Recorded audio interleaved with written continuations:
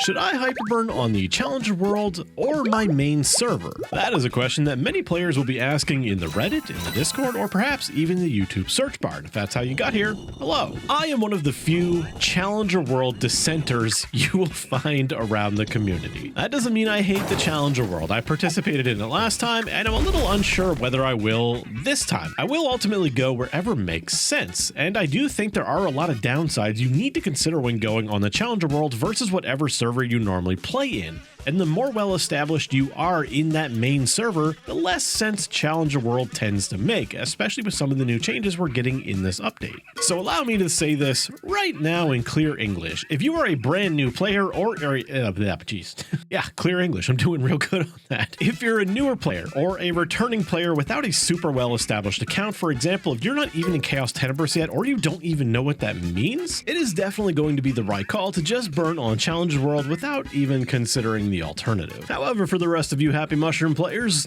there are some things you need to consider. The first and probably biggest thing is Sol Erda fragments from dailies. At least that was the case. Most of this was recorded before the patch notes came out. Now I'm recording this after because it seems that the new weekly quest is better than before. We get 6 more fragments than we did from 7 dailies a week, but now that daily has become a weekly quest that can only be completed once per account. Provided that wasn't a typo, this is probably the single biggest nerf to the Challenger world. The biggest perk is now gone. So now that little bit of indecision I did have about whether or not I wanted to burn on the Challenger world or just Chronos is pretty much gone, and I think it just makes way more sense to burn on Chronos. Most of the bonus fragments you can get come from a new paid battle pass kind of system. The pass is 20k and X, that is nothing absurd, but for most reboot players, anything above 0 is one step too far, and I would see a lot of people just not wanting to engage in that. It gives a massive normal enemy damage bonus and a little bit of experience with help, which helps offset some of the downsides of Challenger World, but fragments were most of the reason why I would have wanted to go, and this pass, even with the paid version, doesn't give nearly as much as duplicating dailies would have. There are of course other things this pass offers, like a ton of advanced EXP vouchers, which again offsets some of the slower leveling that Challenger World provides, but ultimately fragments are going to be one of the biggest selling features, and not having those extra dailies, yeah, in my mind, Challenger World is practically dead, unless you're a newer player. Once again, newer players burn on Challenger World. It's always the obvious choice. Now, let's talk about money. Being where your meso is, or at least your capability of making meso, is a pretty big deal when it comes to character progression. Your brand new Hyperburn on the Challengers world will very much be living on its own dime. Whatever money it can make is all the money you'll have to spend. Say you get lucky and get some arcane drops in the first couple weeks. You join some parties, hey, you get some arcanes. Well, what do you do next? What do you do with those fancy shiny arcanes you were so lucky to get so quickly? You certainly don't have the meso to Starforce them. Maybe you get lucky and everything succeeds, but we all know how unlikely that is. But that's only talking about arcane boxes. What about pitch drop rates? Pitch drop rate is famously low, and while there are systems being implemented to help us get pitched sooner, having them drop off the ground raw is certainly going to be an appealing thing. So to have that be a reasonably obtainable expectation to have, you are going to need some drop rate, and preferably you would even like to have meso gear if you're going to be spending a bunch of time grinding. Two things that will require quite a lot of money to get going, and not to mention in Challenge World, the luxury of turning your few drops you are lucky enough to get into drop gear is something that isn't going to be ideal unless you are playing some of the most overpowered classes, or you never intend on solo bossing, which is something that Challenge World is going to require of you. And that's not even factoring in the fact that that drop rate is going to also pay off while you're grinding, giving you a hell of a lot more fragments and nodes if for some reason you need more nodes, which Challenger World will drown you in. And ideally, if you are a well-established player, you probably have a stockpile of them in your storage for just such an occasion as a Hyperburn. Now let's talk about one of the biggest wildcards being thrown into the should I burn on Challenger World discussion, and that is tradable arcane boxes and Absolat boxes. If you somehow missed the information, boxes that drop from bosses, even in the reboot servers on Chronos and Hyperion, will be tradable. This means that your brand new Hyperburn could reasonably be decked out in arcanes within like a week or two if you have enough Chaos Tenebris mules. And you know, as I previously mentioned, if you do that on your main server, there's a good chance you might also have the money, or at least the capability of making money, to actually invest in that gear right away. Even if you were to get lucky and get a ton of arcane boxes drop on Challenges World, it is going to take you no small amount of time and a lot of effort to save up enough money to actually make that beat the item burning gear that you will get from the Challenges World. For me personally, this is one of the biggest deciding factors of me probably not burning on the Challenges World this time. I certainly have enough characters doing Chaos Tenebris, and even more that are capable of doing it if I'm willing to spend a lot of time, that will make it so my Ren is capable of being decked out in full arcanes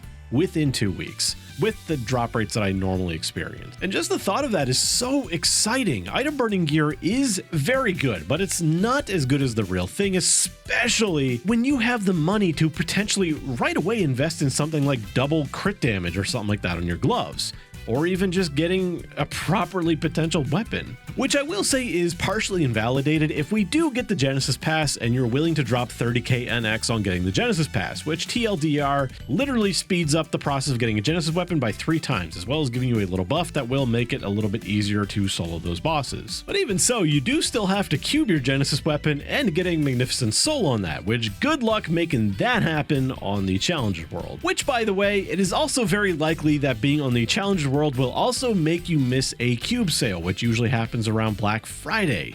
So you'd be missing out on that too this time.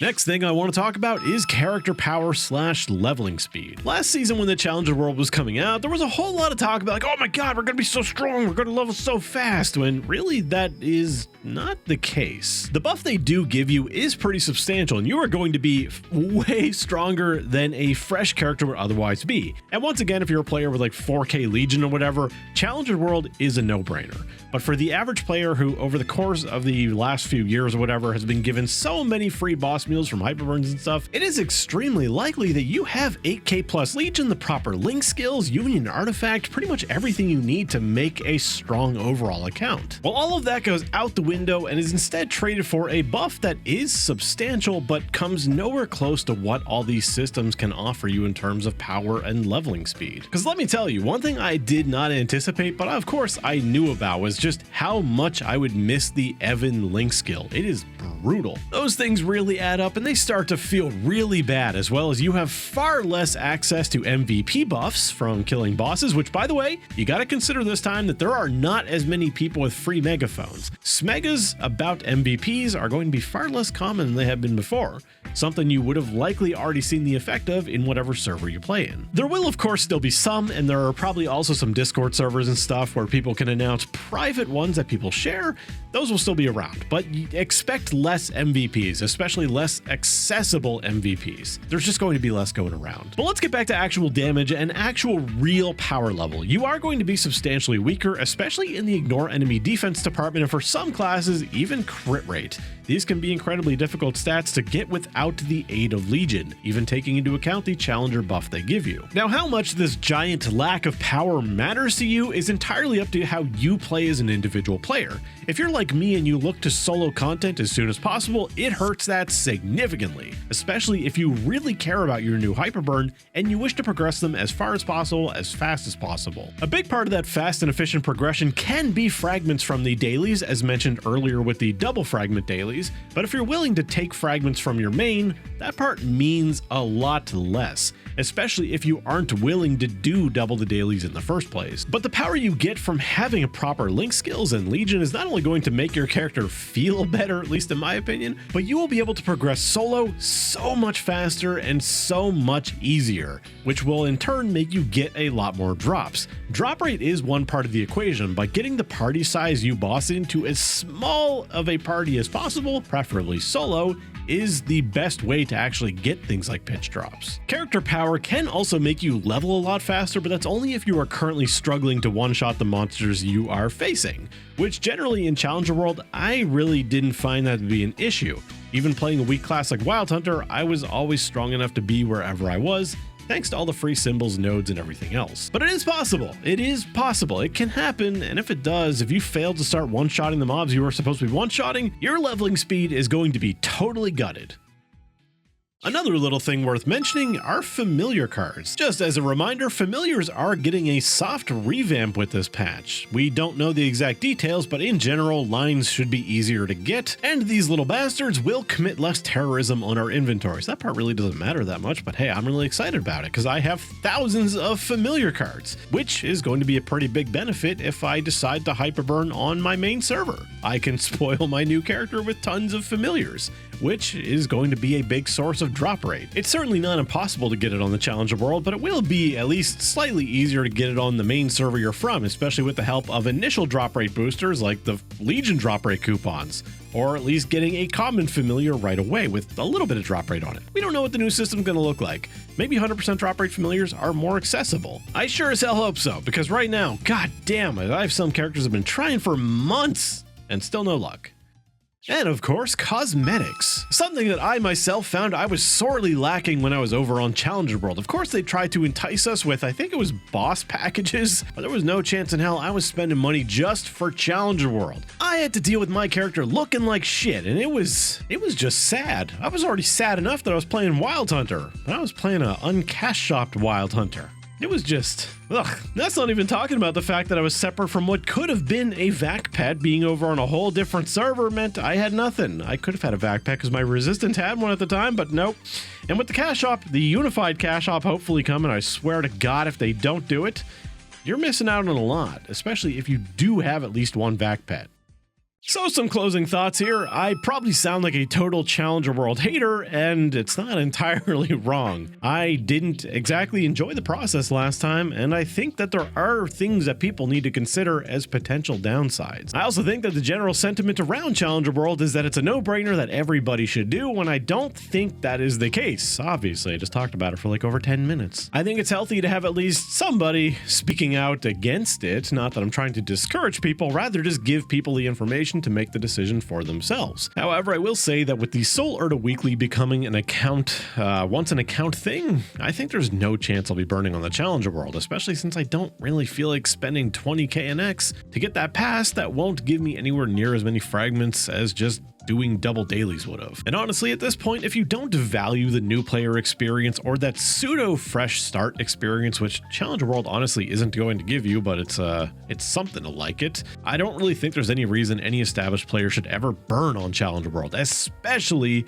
if you refuse to spend that 20k NX. There are still other upsides to the Challenger World, but fragments definitely were one of the most appealing parts. But if you like the experience, I'm sure you're still going to get a lot out of it and probably still have some fun. But for me, I don't think I'm doing it this time.